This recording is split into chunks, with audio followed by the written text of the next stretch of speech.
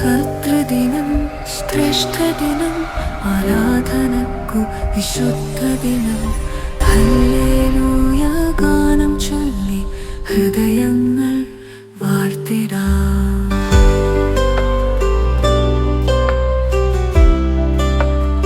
ദൈവ തിരുനാമത്തിന് മഹത്വമുണ്ടായിരിക്കട്ടെ. സ്നേഹമുള്ളവരെ, വീണ്ടും ഒരു വാരാന്ത്യത്തിലേക്ക് നാം കടന്നു വന്നിരിക്കുന്നു. വിശുദ്ധാത്മാക്കളുടെ എല്ലാം ജീവിതത്തിൽ നിറഞ്ഞു നിൽക്കുന്ന ഒരു സത്യമാണ് ബോധ്യങ്ങളിൽ ഉറച്ചു നിൽക്കുക, അല്ലെങ്കിൽ നിലപാടുകളിൽ സ്ഥിരതയുള്ളവരാവുക എന്നത്. ക്രൈസ്തവ ജീവിതം വിജയിക്കണമെങ്കിൽ അതിൽ അടിസ്ഥാന പ്രമാണങ്ങൾ ഉണ്ടായിരിക്കണം. യാതൊരു അടിസ്ഥാന പ്രമാണങ്ങളും ഇല്ലാതെ ജീവിച്ചാൽ മണലിന്മേൽ മാളിക പണിത മൂഢന് തുല്യരായി നാം തീരും. ശൗലിനെ ഭയന്ന് കാട്ടിൽ അലഞ്ഞു നടന്ന ദാവീദിന് പ്രതികാരം ചെയ്യുവാൻ നല്ലൊരു അവസരം ലഭിച്ചിരുന്നു. ദാവീദിന്റെ അനുചരന്മാർ അതിനവനെ പ്രോത്സാഹിപ്പിക്കുകയും ചെയ്തു.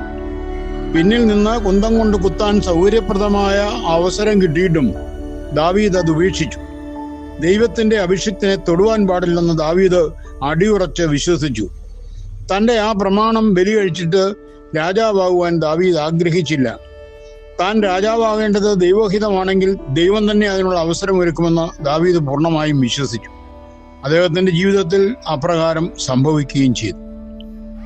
ആയതുപോലെ തന്നെയാണ് ലോകത്താരും അറിയാതെ ജഡീക സുഖം അനുഭവിക്കുവാൻ പൂർവ്വ യൗസേപ്പിന് പോത്തിഫറിന്റെ വീട്ടിൽ അവസരം കിട്ടി.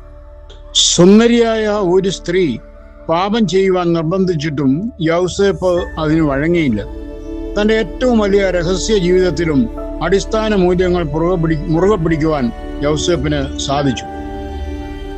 വിശുദ്ധനായ തോമസ് മൂറിന് താൻ മുറുകെ പിടിച്ച ബോധ്യങ്ങളിൽ നിന്ന് അല്പം വ്യതിചലിച്ചിരുന്നുവെങ്കിൽ ജീവൻ രക്ഷിക്കാമായിരുന്നു.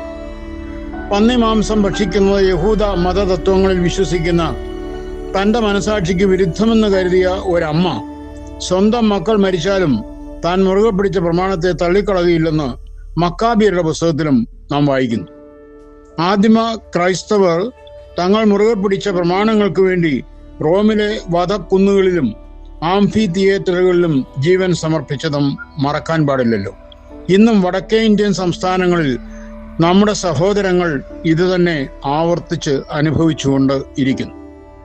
നമ്മുടെ ജീവിതത്തിലേക്കൊന്ന് തിരിഞ്ഞു നോക്കിയാൽ ഇപ്രകാരമുള്ള ഉറച്ച ബോധ്യങ്ങൾ കാണുവാൻ സാധിക്കുമോ? സ്വാർത്ഥ താല്പര്യങ്ങൾക്കും താൽക്കാലിക നേട്ടങ്ങൾക്കും വേണ്ടി മൂല്യങ്ങളെ ബലി കഴിക്കുന്ന അവസരങ്ങൾ നിരവധി പ്രാവശ്യം നമ്മുടെ ജീവിതത്തിൽ ഉണ്ടായിട്ടില്ലേ? കൈക്കൂലി കൊടുത്ത് അഡ്മിഷൻ നേടുമ്പോഴും, രക്ഷപ്പെടുവാൻ കൊച്ചു കൊച്ചു നുണകൾ പറയുമ്പോഴും, ശുപാർശയുടെ പുറത്ത് അർഹരായവരെ അവഗണിച്ച് അനർഹർക്ക് ജോലി കൊടുക്കുമ്പോഴും നാം തെറ്റുകൾ ആവർത്തിക്കുന്നു. പൂർവ്വപിതാവായ ഇസഹാക്ക് വാർദ്ധക്യത്തിൽ അന്ധനായിരുന്നു. അന്ധനായ അപ്പനെ കബളിപ്പിക്കുവാൻ ഇളയവനായ യാക്കോബ് ആടിന്റെ തോൽ ദേഹത്ത് പുതച്ച് യേശാവിനെ പോലെ ഇസഹാക്കിന്റെ മുമ്പിൽ ചെന്ന് നിന്നു. അപ്പൻ മകനോട് സംസാരിച്ചു. അവന്റെ ശരീരം തപ്പി നോക്കി. അവസാനം ഇസഹാക്ക് പറഞ്ഞു, തൊലി അല്ലെങ്കിൽ ശരീരം യേശാവിൻ്റെതും സ്വരം യാക്കോബിൻ്റെതുമാണ്. ഇപ്രകാരമുള്ള ഒരു ദ്വയ വ്യക്തിത്വം നമ്മുടെ ഉള്ളിലുണ്ടോ?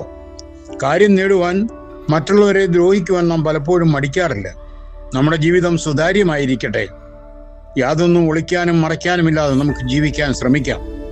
നഥനയേലിനെ നോക്കി കർത്താവ് പറഞ്ഞല്ലോ, ഇതാ കറയില്ലാത്തൊരു ഇസ്രായേൽക്കാരൻ. നമ്മെക്കുറിച്ചും ഇപ്രകാരം പറയുവാൻ ഇടയാകണം. അങ്ങനെ ജീവിക്കുമ്പോൾ നമ്മുടെ വാക്കുകൾക്ക് ശക്തി കൂടും. വാക്കുകളിൽ അഭിഷേകം നിറഞ്ഞു നിൽക്കും. പ്രാർത്ഥനകൾ ഫലപ്രദമായി തീരും. പുറത്തും ഉള്ളിലും പരിശുദ്ധി സൂക്ഷിച്ചുകൊണ്ട് നന്മ നിറഞ്ഞവരായി നമുക്ക് ജീവിക്കുവാൻ സാധിക്കും. സ്നേഹമുള്ളവരെ, ദൈവം നിങ്ങളെ അനുഗ്രഹിക്കട്ടെ. വാക്കുകൾ ഞാൻ അവസാനിപ്പിക്കട്ടെ. നിങ്ങളുടെ ജോൺ ബോൾ കോറപ്പിസ്കോപ്പ അച്ഛൻ.